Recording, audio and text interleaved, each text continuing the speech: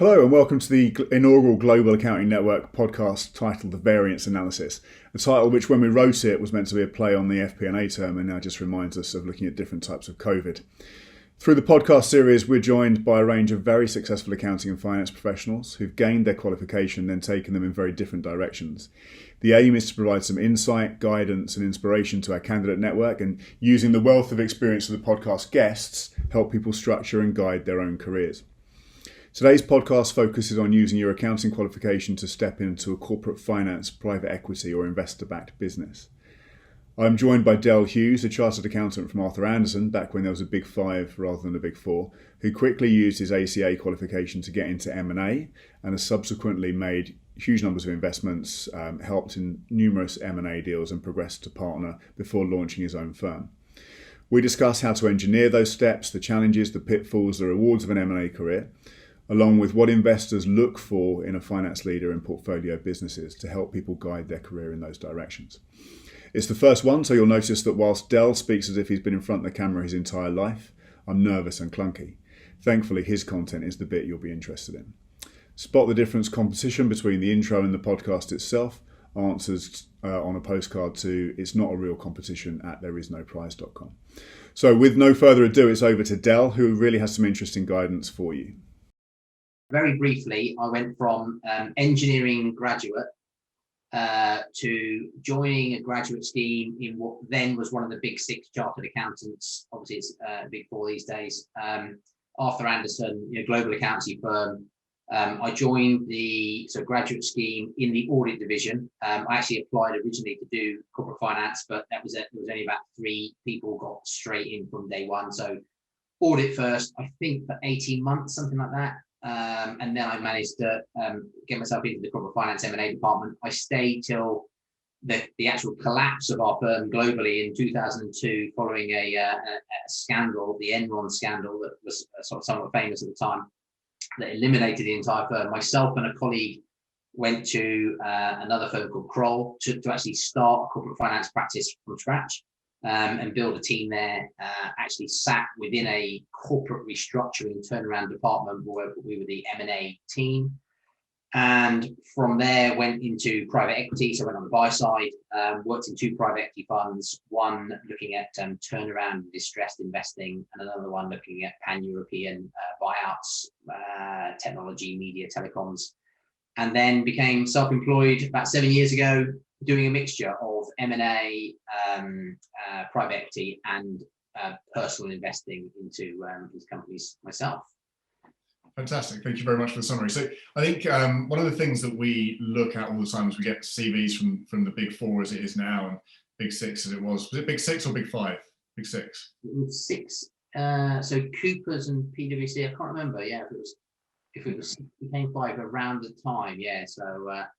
And Anderson's was like a bit of the sort of new kid on the block almost at the time. They were the sort of, I guess, newer firm of the crown. And partly responsible for the joys of Sarbanes-Oxley that we all have to deal with now. Yeah. So when you joined, you obviously had an idea that you wanted to move into the corporate finance department. You'd applied for that first, but ended up in audit. Did you then steer your time at Arthur Andersen towards that from day one? I did, in that I made it, so through the interview process, I obviously tried for the M&A department, and they said that that wasn't going to be available, and I was still hankering after that, both during the interview process and after, about sort of how do I get to that? And it was more laid on the table that would be an option post-qualification, and I was just lucky that an opening came up in the meantime, and I interviewed internally for the job effectively. Okay. And are there things that you can advise someone in that position to do to try and steer their audit career towards corporate finance right from the off? God, not without sounding terribly conceited. So how do I put this? I was doing okay in audit because I was, I guess there's a certain level of sort of, if you like, being smart enough, and then it's the other stuff around it about work ethic and the way that you behave and carry yourself and how you are regarded, such that when an opportunity comes up like that, then that you put yourself in a position that people are going to be favourable towards you to put you forward. Yeah. So yeah, some of it obviously is based on being known to be being good at what you're at, because you're going to get referenced internally, and it's not like an external reference that's all very formal. It's going to be pretty brutally honest, when it's inside the firm. Yeah. There's no hiding place. So so I guess the best thing you can do is be good at your job. Fair enough. And did you know, was there a significant change in the workload and the training through your articles when you made that shift? Not the training. I mean, the ACA, I say to people that, so I start off by saying the ACA, I don't think it's the most intellectually taxing thing endeavor that anybody could ever undertake. But I do think there is an enormous workload in passing it. And it was interesting to me of, joining Anderson's with lots of people who, certainly from a qualifications perspective, were kind of more academic than I was. And some of those people actually fell by the wayside because I think they got there on, some of them on intellect. They've been able to get, a double first from Oxbridge, in physics, and clearly a hyper intelligent individual. But a lot of that was based on having a high intellect, whereas you can't pass an ACA based on high intellect alone, because there's just too much volume of stuff to get through and too many topics. So you actually notice there were some people who were highly intellectual who fell by the wayside because they just they couldn't commit to the level of the workload. And I guess I'd not been the smartest kid in class, but I'd been a worker, a grafter, if you like. So I sort of grinded my way through those exams. And some of that was evident in the workplace but I think by the time I came to Anderson's, I probably had 10 jobs, from paperboy to barman to labourer to, I just had a sense of work ethic and workplace, and, what you got to do to earn a wage and get on with bosses and do as you're told, and just, that navigate through that, kind of, that I found hugely beneficial to me when I first started work. And it was quite clear to some people it was the first day of work they'd ever done. And some of those people fell by the wayside as well. Anderson's attrition rate was brutal. I mean, back then, the first set of exams, and there were 5 exams, if you failed one, you got fired.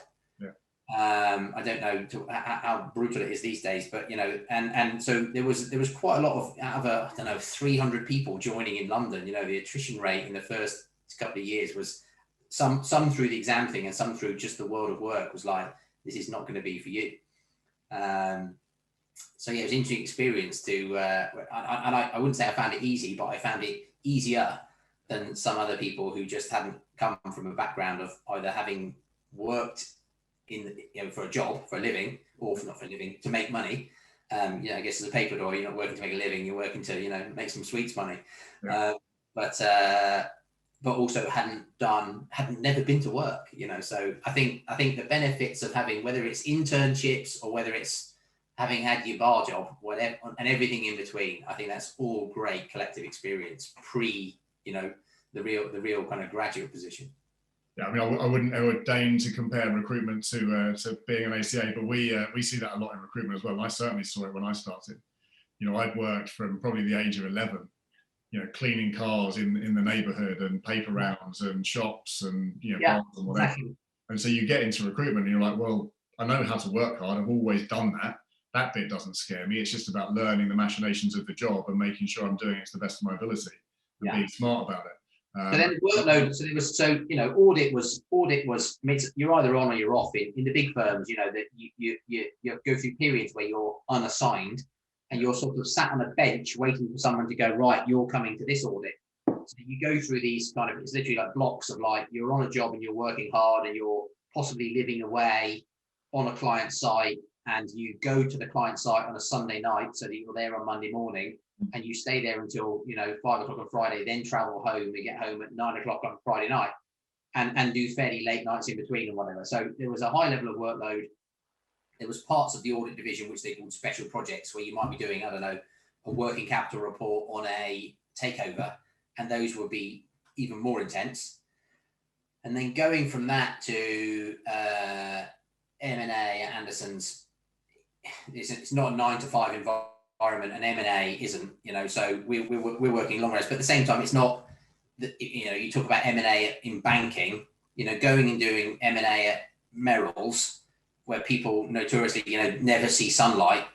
It's not it's not on that scale, but it's not 9 to 5 either. And when you're in a deal and you're the hot end of a deal, it's just been, maybe it's just me, but I don't think it is. Almost on every deal I've ever worked on, at some point I've worked through the night. And I've just done one in December, and sure enough, we went through the night. It's at that late stage where everybody's in a legal office, a lawyer's office, negotiating. You just keep going till you get it done. I've once gone through 2 days, but you start sort of hallucinating by that point, and I'm not sure you're really adding any value. But yeah, it's it's peaks and troughs, but it's certainly not a job where you're expecting to do 37 and a half hours a week. So the workload in both camps was plenty to keep me occupied, and rarely leaving the office at 5:30. And as a 21, 22-year-old coming out of Loughborough, did you always have an end goal in mind, or was it just step by step? I want to be in corporate finance, and then nothing much beyond that. From day dot, I wanted to be a partner, right. and made no bones about that. And I can remember being in a bar next to the head of corporate finance, asking him how I get his job. What do I have to do to get your job? And conversations like that. I had that. So, and I think probably 85%, I'm going to guess, of people that I joined with were like that. Very few of them. And in those firms, you do tend to, as kind of move up or move out. And again, it may have changed a bit more lately, but back then you couldn't be a career manager.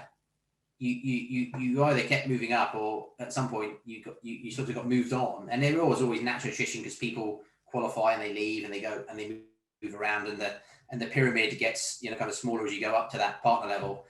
So it sort of naturally takes care of itself to some extent. But there wasn't a place certainly at Anderson's for just coasting along. And I think by whether it's failing exams or other reasons, the underperformers would gradually sort of disappear. And so the end game for me was to be a partner. Okay. What made you decide to do that outside of the big accounting firms in the end? In terms of, I would have stayed at Anderson's and gone to partnership. If it hadn't been, the only reason I moved was because of its demise. I actually loved it. It was a genuine meritocracy. It was you get out of it what you put in. And there are external factors at play, because, a chunk of it is you, and a chunk of it is the team that you are lucky or unlucky enough to be put into, and that the jobs they do, the success that they do, and the chemistry you have with them determines to some extent what your rise through the ranks, if you like. I joined I'd come from a construction background at university and in my year out. So when I arrived, I could sort of add value on construction audits. I had a degree in construction management, so I could go to construction audits and add value that someone who had a degree in geography couldn't. So day one, I was in a fortunate position that I could kind of add something rather than just be kind of photocopying all day. And then so that helped. And then I get sort of pigeonholed a bit in this construction team, and they're doing lots we had Balfour BT and Kier and some big audits. And then when I joined the M&A team, I joined it in a purple period of, there was a lot of deal flow. We were getting a lot of deals done. We got on like a house on fire.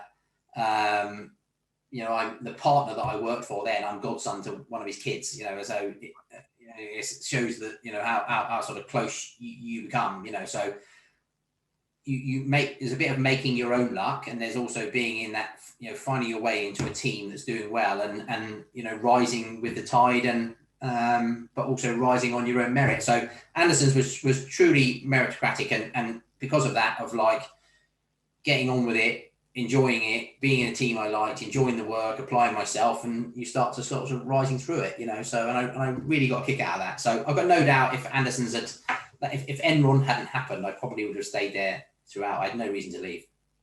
I mean, 6 years from trainee to partner is a phenomenal pace to get to that. Obviously, the road to success doesn't look like that. It's a bit bumpy and whatever. Were there bumps along the way? Were there moments of? I had one huge bump, and I actually, this is aging me a bit. I faxed something to the wrong party, and it was about a deal, and it was like highly confidential, and it was basically letting the competing party the competing buyer let the other buyer know. It was a monument. I could see it as it's going through the fax machine. I'm trying to stop it, pulling cables out, and this fax got sent. You can tell you get a information statement. I remember having to phone the partner that I work for to confess what I'd done. Dripping in sweat, thinking, well, I'm getting fired immediately. Yeah. And amazing, and again, the way I got looked after, the loyalty that I got shown back, to be able to almost like commit a cardinal sin like that and still be employed, I'm really grateful for. But I guess, in some ways, maybe if some people wouldn't have got away with it, I guess. And I had to go and the partner made me go and tell the client, and the client was also very rational about the whole thing. And so yeah, if there was a bump in the road, that was it. That was my big bump. And then the other, beyond that, I guess it went well for me. And because myself and my colleague Paul built the M&A team at Kroll, which again, we had some good successes in collectively as a group, close-knit team, good bunch, learned quite a bit about, recruiting teams around you. And got made a young partner at Kroll. I can't remember, I was sort of 30, 31, something like that. Relatively young in years, so and it wasn't long after that I then through that piece, then the ambition changes. So having always wanted to be a partner, maybe as a point you can always see that might be coming. Then what's the next thing? And I determined along the way that I wanted to be in private equity and be on the investment side. Okay, what was the attraction of that? Well, I guess speaking very generally, it's more economically rewarding. Then I guess the key thing from a job perspective, as M&A certainly can be very rewarding. There's depending on what role and what team and how many, what sort of fee income you bring in. But the private equity piece of rather than advising on the deal, actually being in the deal, and I obviously through the M&A advisory thing, I'd had involvement with a lot of PE firms, either selling to them or working with them, buying something. Or selling portfolio companies for them, so I'd had many touch points with many different firms, and and seen what they'd done, and our job was we do the transaction and we disappear, whereas they do the transaction. It was almost like the start of the journey, and they've obviously got to then see it through for 3, 4, 5, 6 years, whatever it is, through to an outcome, and I quite like that. Also, that outcome event driven, which is part of what I liked about private equity, that sort of process of taking a company from a first meeting through to, completing a sale and a disposal and the chinking of champagne glasses or whatever it was at the end. I love that goal orientated kind of process. Yeah. And I guess private equity is a kind of extension of that with a longer goal and a bigger outcome, you could argue. So if you looked back and if you were chatting to 19, 20-year-old Dell up at Loughborough over a beer, would you advise him to go the private equity route this time around, or would you still stick to the path that you took and go advisory first? Well, I think it's hard to go private equity from day dot anyway. Right. So much of private equity, private equity is jammed full of chartered accountants for a start, and ex-M&A people, that's probably the most trodden route, isn't it? Or you've become a CEO and industrialist at a later stage and come to private equity through that route, or nepotism, is probably the graduate. I imagine there aren't many graduate entry positions that don't involve nepotism in private equity. I think getting into it on the ground is hard. Yeah. And people obviously do it through, the internship or the literally go and I'll come and work for free and hope that somebody will decide to tag them and keep them. But it's quite difficult, I think, also in private equity to usefully utilize really junior, straight out of university talent. And you know, it's a very natural fit to go and find somebody who's a smart, newly qualified ACA, ACCA that's got a bit of grounding. Because the other thing I think the ACA gives you is people think you're going to sit there and do P&L and balance sheets. It's such a wide base of education, from company law through to analysis through to, and you end up sort of over time picking up things about HR and ESG reporting and insurance. How does insurance work at a corporate level, and what's D&O? And I think the general grounding it gives you as a business person, whether that's to go off and run your own company, you know, selling widgets in an e-commerce platform, through to being an FD for somewhere or being an advisor. I think the grounding is brilliant, you know. So I think, going back to your original question, pretty hard to, I think, get in from the ground up. And if I was going back to say, okay, if someone would say to me, how do I get to private equity? I would say, training as an accountant is probably your best route in. And then if you can get a job in private equity, because that gets you close to private equity. And that's how I got it. I was doing a job for a PE firm that, whilst I'm doing the job for them, offered me a job. Yeah. Whilst I'm doing a project for them, you know. So, and I think there's probably a pretty common theme in that as well. Absolutely. The investor ecosystem is seen as so glamorous these days. I think it's your tech startups, the tech entrepreneurs, the rock stars of this decade. And there's even a Netflix documentary called Startup, which doesn't focus much on the business world, it has to say. But have you seen a massive change in the landscape over your 25 or so years? Yeah, there's way more of it now. I mean, private equity was a a new sort of new thing, you know, kind of when in the mid 90s, where there's almost now too much of it. In the UK, there was arguably too much of it. You know, there's almost, you know, so much money has gone to private equity. You end up in a situation where you've got almost too much money chasing too few deals. But, you know, a massive percentage of the UK economy and Western European economy is now owned by private equity, from, you know, and obviously it goes right from, you know, little tiddly firms up to, you know, the biggest of the biggest, with the, you know, the Sinbens, the Apaxes, and up from there, that own some of the biggest, you know, brands on the planet.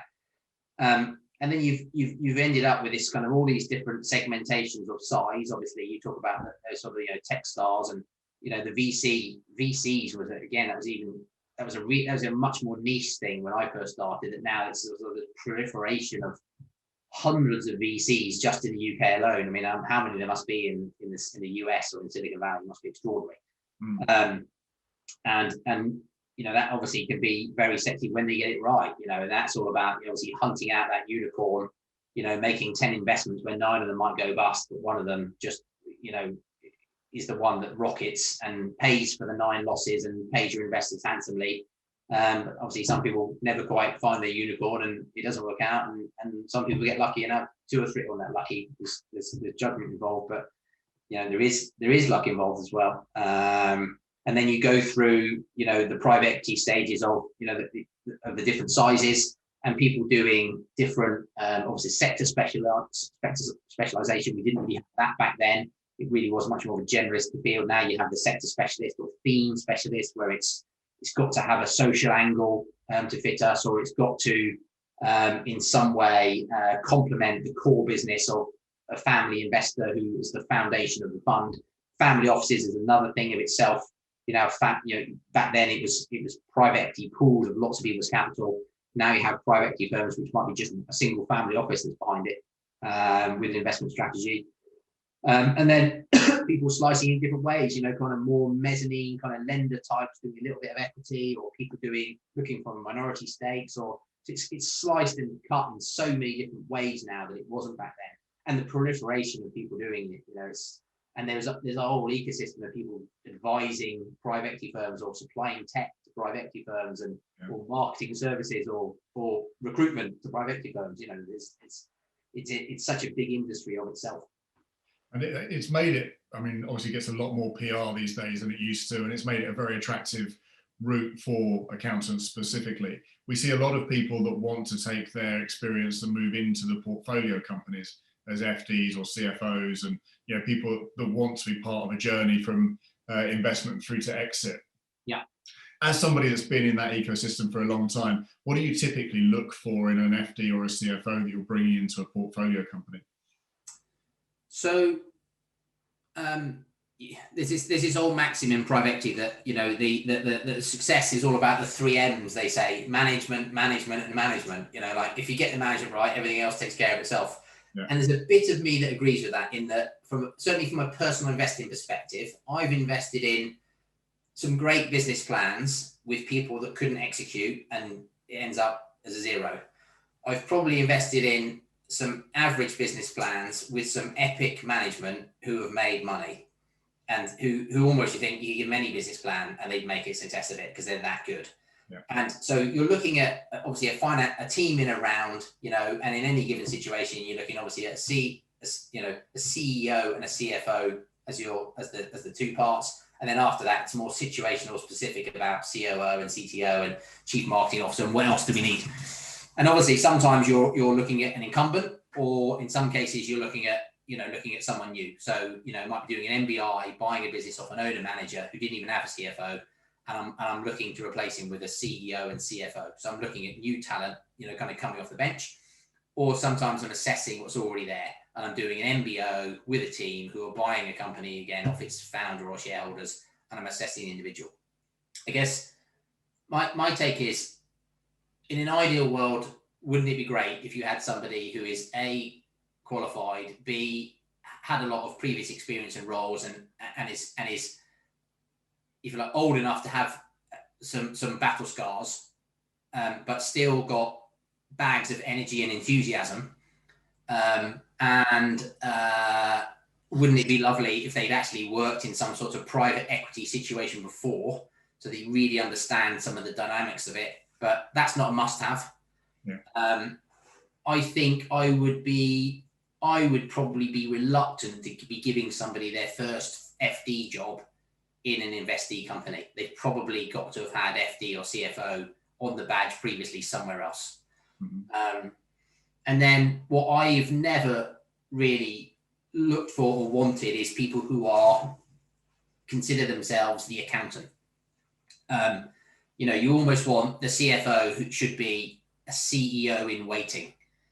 Are they strategic and business-like in their thinking, as opposed to accounting in their thinking? You know, and I sort of think the numbers are a route to telling a story everywhere, you know, historically and currently, and thinking about the go forward. And being able to translate that for the rest of your team and your company and your board and your CEO to drive the right behaviors. I mean, you know, I've been in companies where CEOs didn't understand the difference between cash flow and profit. And it's extraordinary when you see it and you think, oh, how have you managed to be a CEO? But they were amazing technically in the field that they were in, or they were an outstanding salesperson. But I've also seen finance directors who didn't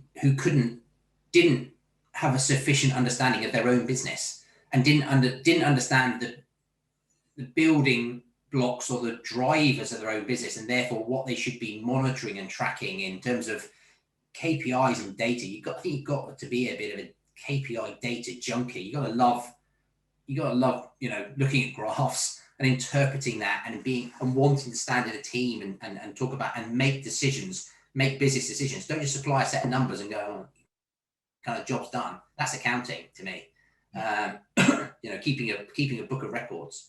So you're looking for somebody who's a many-faceted sort of beast. You know, it's being someone who's, I don't know, got the accounting badges and is good at debits and credits, and, you know, creating books. That's not enough. That's not enough for me. Right. So, you know, and if you're that person, you are, to my mind, a financial controller. You're not a finance director or CFO. So someone coming out of the Big Four now who says my end goal, or one of my end goals, is to be FD or CFO of a PE-backed business and take them on a journey. Where should they go from the Big Four? What route should they take through, do you think? So it's possible you could get a job from CFO to a PE-backed business, maybe an elite. I mean, I can remember one of my colleagues went to be the youngest CFO of a FTSE 100 straight out of Anderson's, with no previous FD experience. It's extraordinary. But she was an exceptional individual, and there are not many people who could have done that. But I think the path for most people to tread is to find that job in industry. Go and find. You can certainly find an FD job in an SME. As a it's probably difficult as a newly qualified, but when you're kind of 1 and 2 years post qualified, go and finding an FD job in an SME as possible. But is there a better route to go and be an FC under a CFO, and being very clear about you're there to learn and try and find somebody who is going to train you and teach you all of the softer stuff around the fringes. And wouldn't it be great if they would allow you to accompany them to a board meeting and as an observer, or try and find that role where you're going to get so much exposure.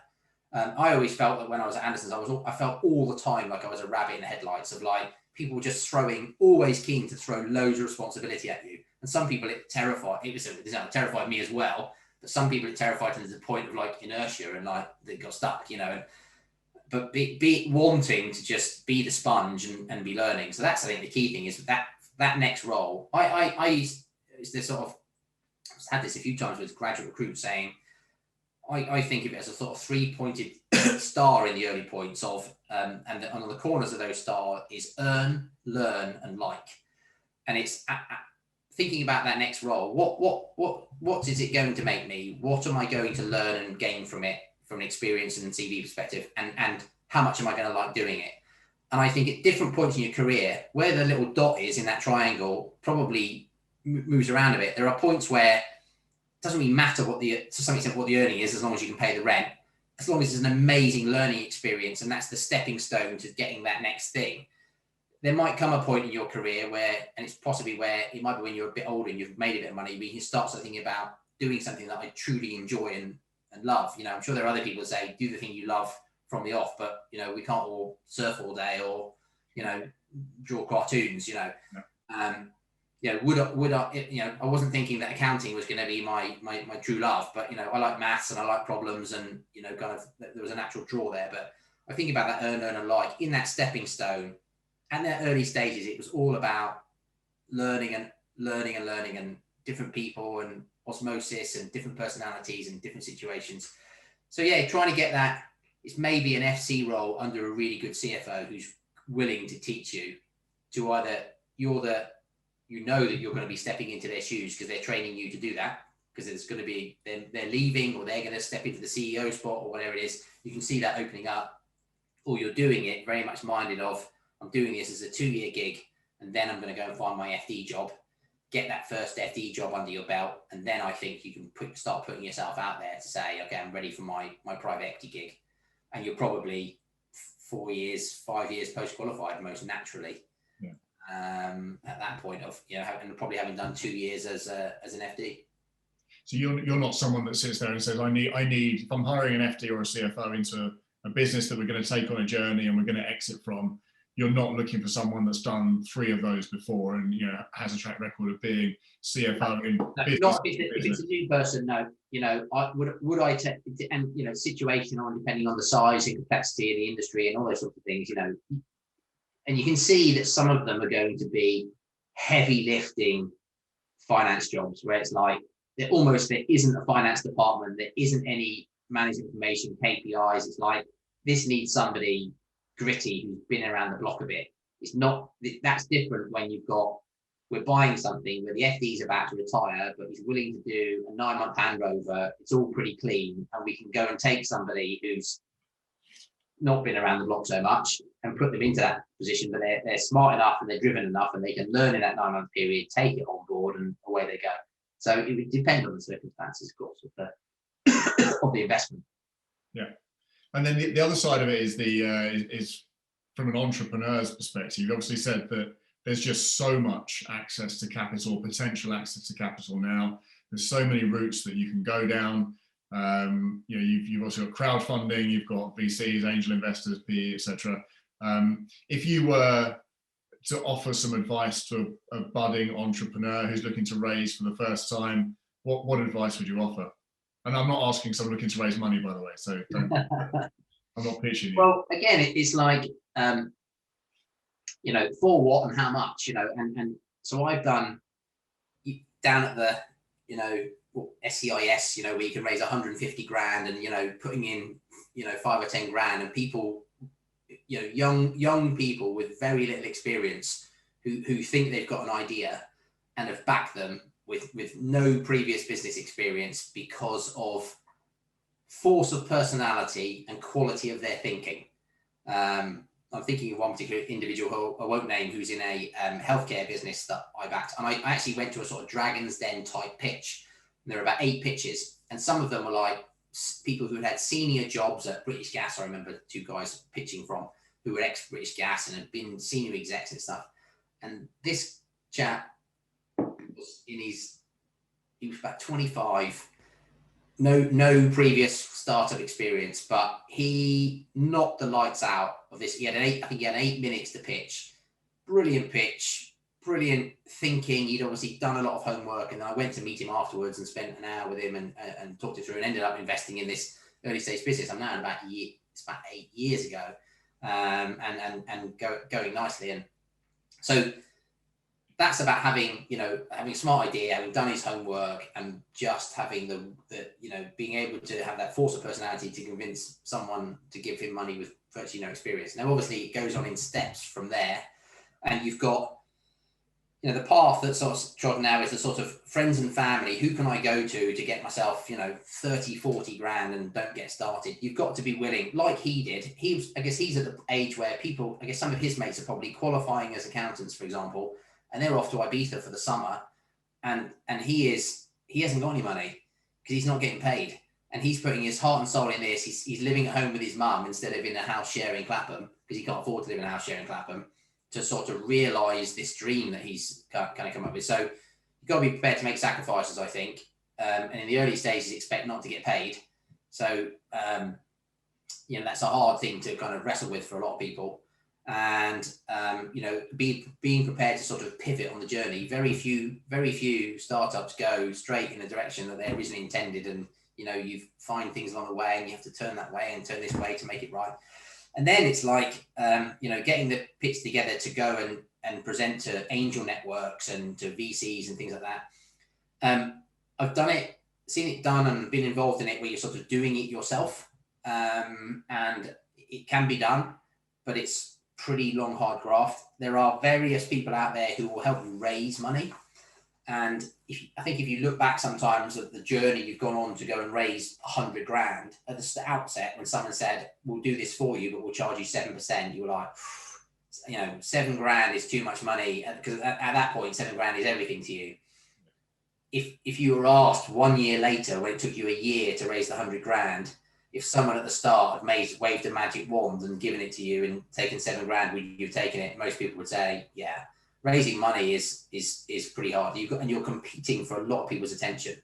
I see decks, and some of the decks themselves are like simple things like badly spelled, no punctuation, and they just look like boring PowerPoint. And some people have spent a little bit of money getting some design work done using something offshore like Fiverr, spent 100 quid in their presentation, and it was amazing.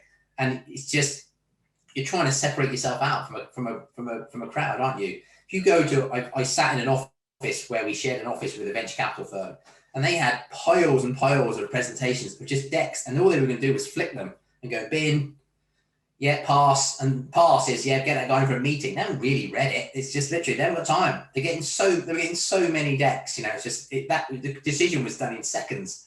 So yeah, that sort of being punchy up front, and people are quite innovative now. You get things that is just video, and it's either you get a cartoon, or you get a face-to-face, or you get a bit of animated film or something, where there's you've just got my attention, and all you need is 3 minutes to get your elevator pitch across, enough for me to say yes, I'll take a meeting. And that goes the same right the way up the chain. It's probably different when you're trying to do an MBO of Boots the Chemist, but even the in the sort of lower and the mid market, they'll see a lot of opportunities. You've got to package it pretty well to cut through the noise. And is there do you see themes in the people that come in and pitch to you that aren't aren't well enough prepared or whatever? Are there generally themes in the things that you end up rejecting? Oh, look, Adrian, it can be so many things. It can be, at its most basic, it can be the price that they're thinking, that they're valuing their company at today is absurd. It's like you've currently so far conjured up an idea on your sofa, it's cobbled together 12 PowerPoint slides, and you're we've all seen Dragon's Den, and it's like, you want me to invest, £500,000 for 3% of your company, kind of. Yeah. That's obviously an obvious one, but you'll see all of the things of, you haven't considered the competitor analysis, or you don't understand numbers sufficiently well to have worked out, what the actual cost of your goods landed in the UK is going to be, or the import implications of that. You just haven't done the homework. Or you find people who think they've got a great idea and it's already been done. It doesn't take too much Googling to kind of say, well, isn't this a version of the same thing, but it's 2 years ahead of where you are, kind of. There's so many reasons to say no. And I'll be honest, I definitely do reject things based just on people. At the venture, so I sort of use Boots again. You have no idea who the CEO of Boots is. So without being in any way rude, if the CEO of Boots falls under a bus, Boots will continue, and it can continue trading for probably 6 months while the chairman steps in and the CFO steps up, or you find an interim and, whilst you recruit someone else. If the founder of your startup goes under a bus, this company is over. So it is all about, it is 80% about people and 20% about a business idea for me. So you will definitely reject people on the basis of just, not being able to present well, and they might be technically gifted. What they should do, and I've said this to people, is they should go off and find somebody who can do the presentation for them. Make that person your co-director.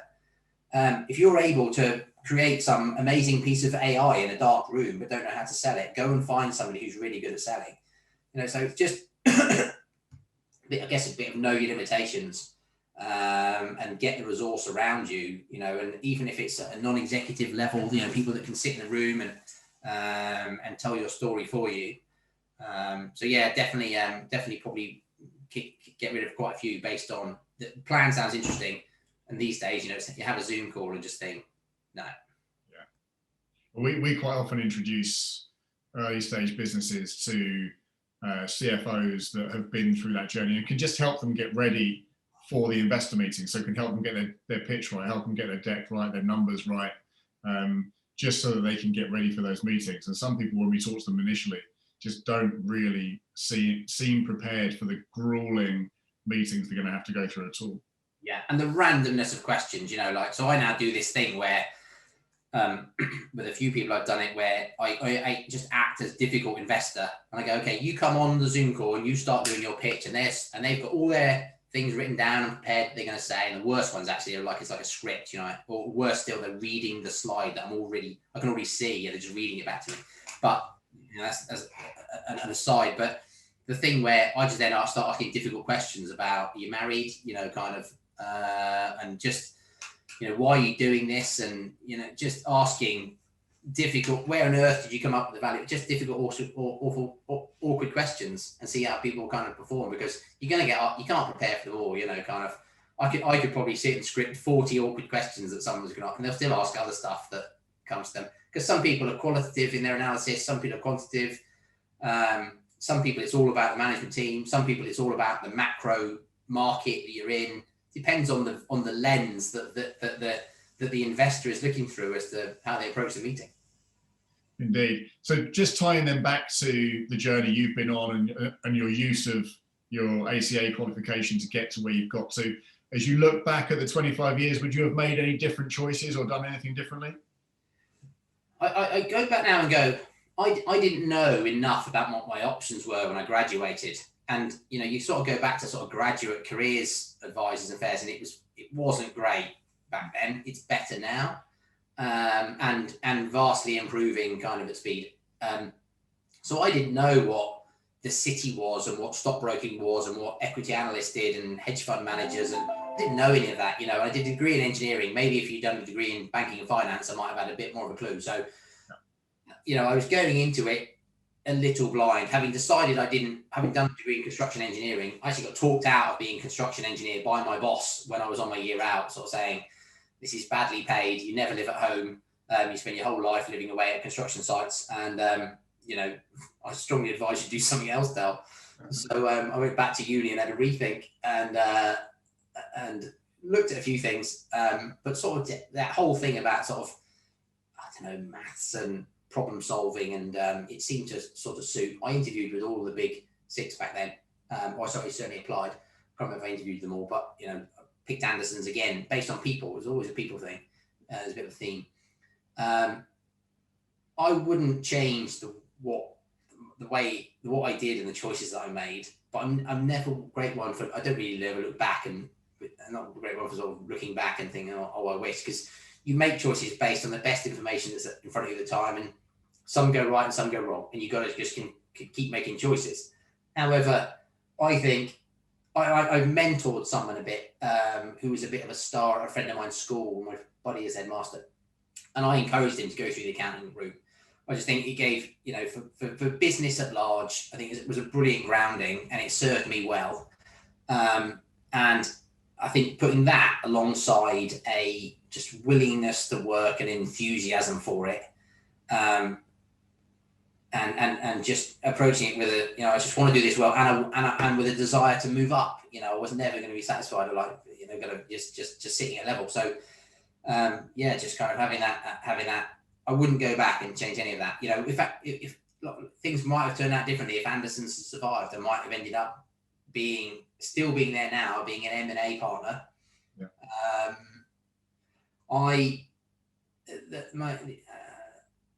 The bits that I've enjoyed and I've been most successful in are the bits where I've been surrounded by other people that I enjoyed working with. I think that's probably been the most common theme. And the bits that I've found the most difficult have been the bits where I've been working with people that where perhaps the chemistry or the working environment wasn't quite so appealing. That I found a lot more difficult. So, you know, it'd be about choices, more about people rather than the direction of career, and making sure you've done your homework about who you're sort of setting out your store with. Yeah, I agree. I always tell people the biggest luxury of owning your own business is that you handpick everybody you work with. And that's been a phenomenal thing for me for the last 10 years, almost 10 years, running Global Accounting Network. Is, you know, literally everybody I've worked with, I've really liked working with them. I've really bought into them. I've really bought into the journey they want to be on. And that's been a phenomenal luxury, I think. Well, I don't know if you'll be able to put this in your video or you can beep it out, but I said you can then employ the no asshole rule. You know, when you're an employee, you have to suck it up. It's your own, or and even by your own, it might be, you know, you and a group of people who are partners together. You know, and you've got collective ownership, but you get to be a bit more choosy. And even clients, I had some horrific M&A clients who would, treat you horrifically. You know, kind of on you're sat there on a Sunday afternoon, you know, building a financial model for them, and some pretty bad client experiences. And when you work in the big firm, you don't get a pick. You know, kind of their clients, and you've got fee targets, and you get on with it. I guess obviously running my own gig, I can pick and choose who I want to work with. So yeah, that's a conversation about, I guess, employment versus self-employment. Quite topical. All right, nice one. Look, Dale, I really appreciate your time. I've enjoyed talking to you.